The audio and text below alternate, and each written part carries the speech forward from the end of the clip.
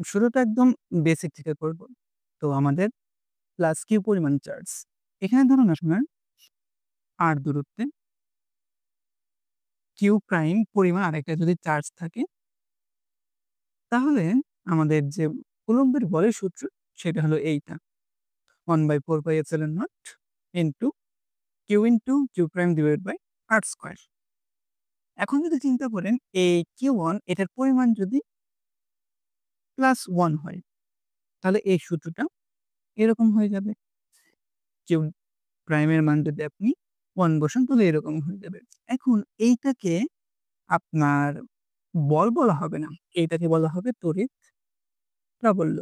অর্থাৎ কোন চার্জ দ্বারা একটা নির্দিষ্ট দূরত্বে একক ধনাত্মক আধান যে পরিমাণ আপনার বল অনুভব করবে সেটাকে বলা হবে ওই বিন্দুতে এই চার্জের দরুন তড়িৎ প্রাবল্য। তো তড়িৎ প্রাবল্য একটা আপনার বলের মতোই একটা বিষয়। আচ্ছা। এখন আপনি চিন্তা করেন এই যে এইটার যে প্রভাবের অঞ্চল, যে অঞ্চল জুড়ে সে প্রভাব বিস্তার করতে পারে সেটা হলো এতখানি। এর বাইরে যে হবে সেইটাকে ইনফিনিটি বলা হবে।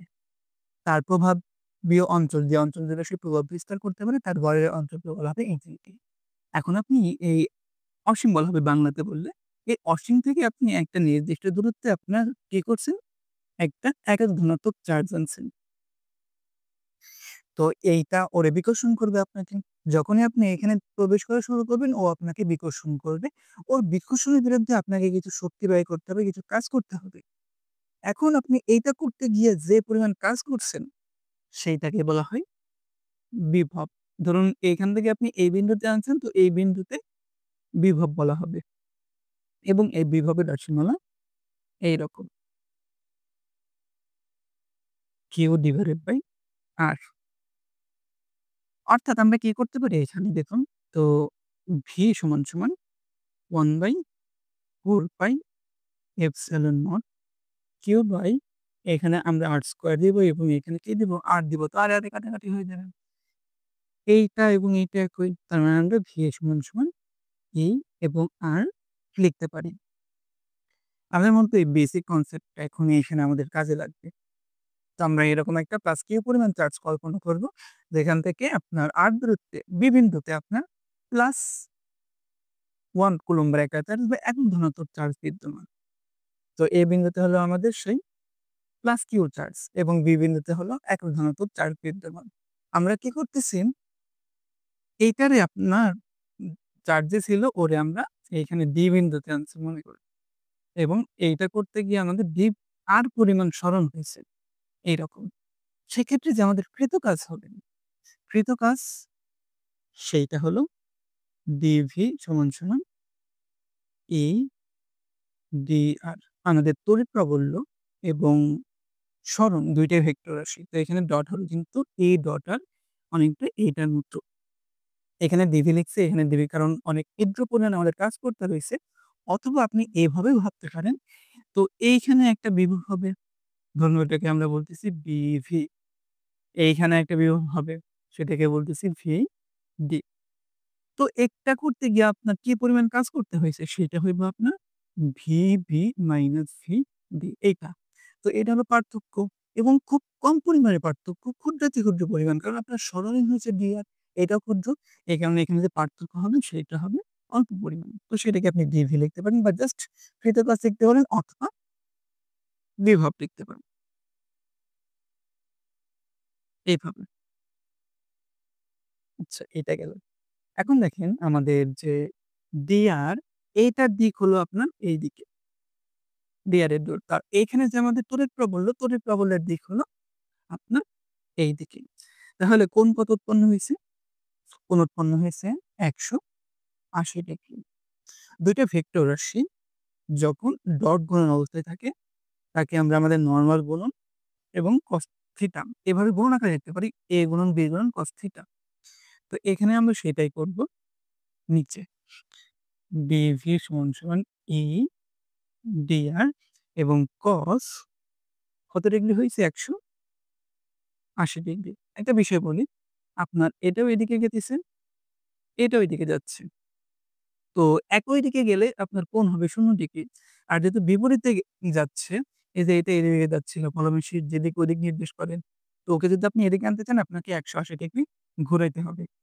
তো এরকম করে। তো ডিভি সমান cos ১৮০ ডিগ্রির মান হলো -1। তো এখানে হবে -ADR। তো ডিভি মাইনাস আমরা এই সূত্র ব্যবহার করব। 1/4 pi epsilon naught Q by R square dr। আচ্ছা।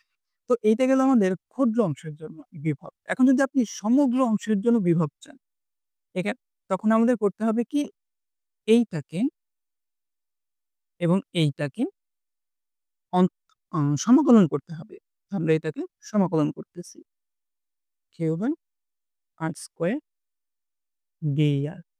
এখানে আমরা ডিভি এর সাপেক্ষে সমাকলন করতেছি। তো ডিভি এর মান 0 থেকে ভি পর্যন্ত আসতে পারবে। এখানে dr এর যে আপনার লিমিট, r এর জন্য যে লিমিট হবে সেটা কিরকম হবে? আমাদের এখানে যাইতে হইব। তো আর এখানে দেখেন সে নরমালি একদম প্রাথমিক অবস্থায় থাকতে পারে অসীমে বা ইনফিনিটি। এরপর তাকে কাজ করায় কোন একটা বিন্দুতে আমরা নিতে পারি। তাই না? কিউ হতে ধরুন r দূরত্বে আমরা নিলাম। একটা যে দূরত্ব হবে কিউ থেকে আপনার অসীমে হবে প্রাথমিক অবস্থাতে। যখন আমরা কি করি না সেই যে একক ধনাত্মক চার্জ ওকে আমরা ওর ক্ষেত্রে নিয়ে আসি নাই। ক্ষেত্রের বাইরে রাখছি সেটা হলো প্রাথমিক অবস্থা বা আপনি বলতে পারেন সেটাই হলো আমাদের লোয়ার লিমিট। আর যেহেতু আমরা কিউ থেকে r দূরত্বের বিভব নির্ণয় করতেছি ধরুন এখান থেকে r দূরত্ব এরকম। আমরা কি করব এই অসীম থেকে ওরে a বিন্দুতে আনবো, এইভাবে আনবো। তো আপার যে লিমিট হবে আপার লিমিট হবে এরকম। এখানে আমাদের এই পর্যন্ত রাশি ধ্রুবক। তো ভি আমরা তো এই অংশকে আমরা বাইরে লিখব। এটা হবে -1/4 পাই এপসাইলন নট। কিউটাকে অনেক সাথে গুণন করে দিতে পারি। এবং শুধুমাত্র আমাদের থাকবে হলো 1/r স্কয়ার সমাকলন ইনফিনিটি থেকে r পর্যন্ত এবং এইখানে dr।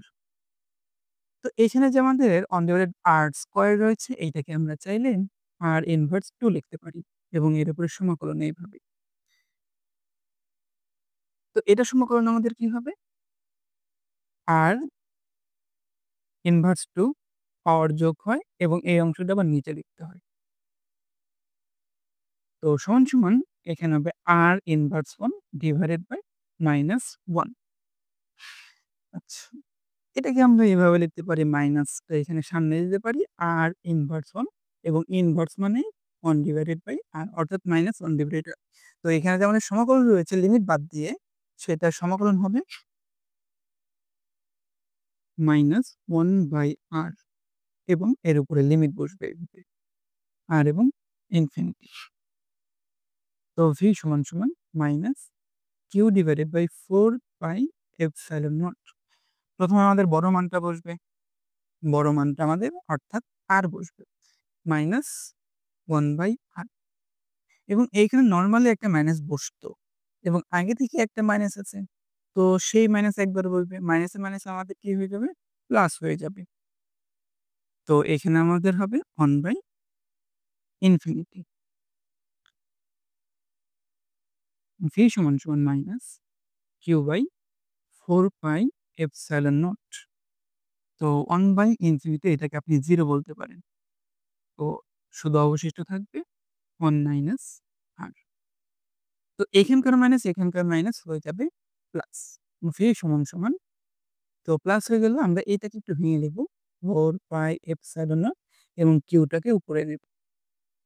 তো এই যে এখানে যে আমাদের রাশিটা পাইলাম, সমীকরণ পাইলাম, এটাই হলো আমাদের বিভবের রাশিমালা।